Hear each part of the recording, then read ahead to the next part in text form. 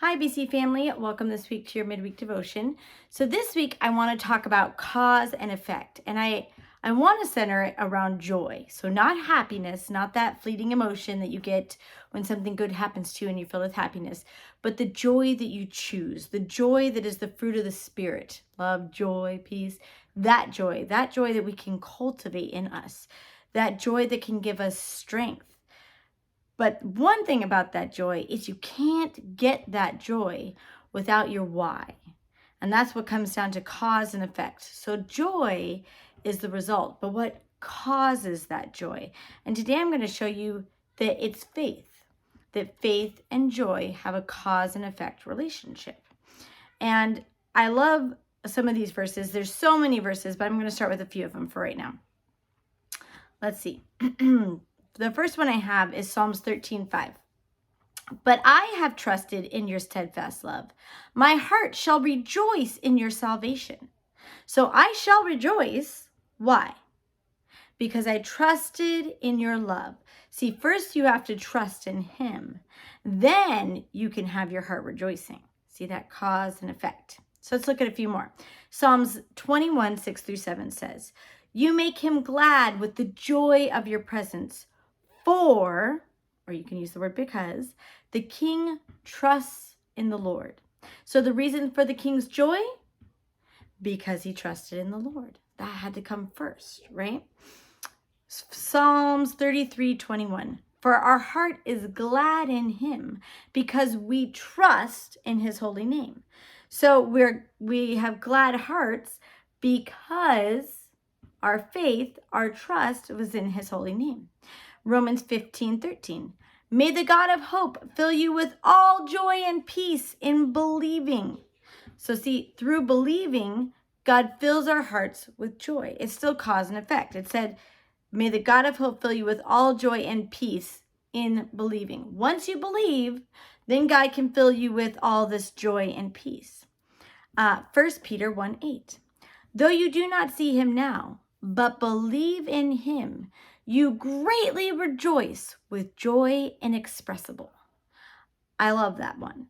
What causes inexpressible joy in Christ? It's believing in him. So you get this cause and effect. See, joy is the result of faith, and faith is the cause. So I love it because joy is closely connected to our expectations, what we think and what we believe. That's faith, right? Faith is pretty much our expectation. What are we putting our faith in? What is our expectation? What is our expectation for any given outcome, whether it's healing, finances, kids, marriage? That's going to show you where your faith is.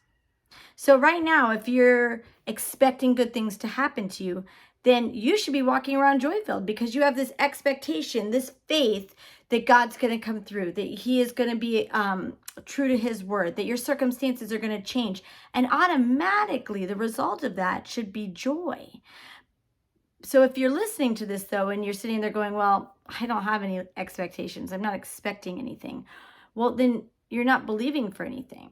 So you're not going to get anything.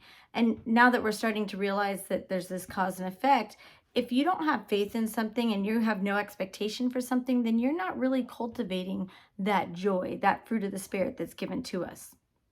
Now, I read this article this past week, and this man had this aha moment, and it was a great example of looking closely at where is our joy versus what are we expecting and what is our faith tied to. So I wanted to share this little clip. So he said, so he's a pastor, and he said it was an hour before worship on Sunday, and the worship was about to start when he suddenly began to worry. And he suddenly just started to become fearful of having a low turnout. And he said there was no real reason for the worry. He just did all of a sudden. And he had to stop in that moment. And he was like, wait, God, I don't accept fear and worry. What's going on? Like he's like, why am I suddenly fearful and worrying about this? And he said he searched his heart and he saw the problem. So if you remember those verses that I just read, our joy was the result of our faith in him, our trust in him, our believing in him, in Jesus and the Anointed One. So when this pastor realized that he was succumbing to worry and fear, he realized he had a faith problem. And I love what he said here. He said, At that moment, what felt most joyful to me was not knowing Christ, but it was having a full church. I love that.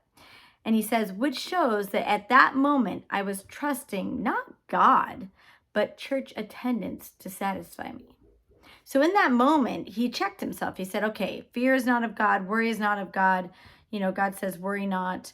And he was like, why am I worried? Something's not right. And he realized that he had more faith in a big congregation, a big church turnout than he did in God just providing and being there in the moment with his sermon. So I love that example because it's so easy as we go about our day to maybe start off strong in our day and in the word. And then as the day goes on, things happen. Challenges arise, obstacles pop up. And I love what it says in the Bible. It says, count it all joy. I think it was Paul who said that. Count it all joy when you fall into various trials and tribulations. How on earth can I count sickness, lack, loss, failure, strife, joy? Because he had his faith in God, in the promises. He was looking up into what God had for him. He was not looking down and at his problems. So as a result of where his faith was, there was his joy, because joy is a result, right? Joy was there. And he was then encouraging us, pretty sure it was Paul, encouraging us to check on our faith. He said, count it all joy. Well, I can't count it joy. You don't understand what I'm going through. You don't understand what the doctors have said.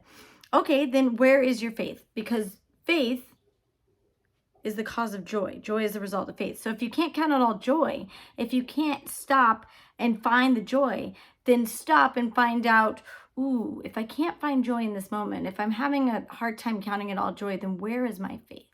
That should be the question you ask yourself, is you should stop and say, where am I putting my faith? Because it isn't in God and his word. Because if it was, then the result would be joy, right? So even in the little things, like the example I gave of the pastor, everything was great. And then suddenly he realized he was worried and fearful. And he had to stop. And he took a moment to say, okay, wait, something's not right. Because God says, worry not. God says, cast all your care on him. Fear not. So he had to stop and say, ooh, I've taken my eyes off of what is to come, off of God and his promises. And he moved it to what was in front of him, his emotions, this world, right? His face had moved from trusting in God to trusting in the world system. So I have one more verse I want to leave you with this week, and it's 1 Corinthians 10:13. It says, he can be trusted not to let you be tempted and tried and assayed beyond your ability and strength of resistance and power to endure. But with the temptation, he will always also provide a way out, the means of escape to a landing place, that you may be capable and strong and powerful to bear up under it patiently. I know there's a lot of words there. I love that verse because what it's essentially saying is it's saying, yes, you will face some challenges. You will have difficult ones, but God never allows more to come on us than we can bear. It said it would not be beyond our ability and strength. In fact, that verse goes on to say that with every temptation, so every obstacle, he will provide a way out. I love that verse. It said he will always provide a way out.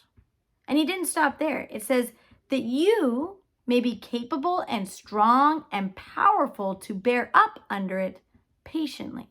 That's what God gives us. He provides a way out, and he gives us the strength to bear up under the challenges and the storms of life with patience. This means we can walk through things with the faith that God will provide. That's where you put your faith in that type of a verse, right? That he will answer prayers. He will see us through. And that means we can walk through it counting it all joy. Cause and effect.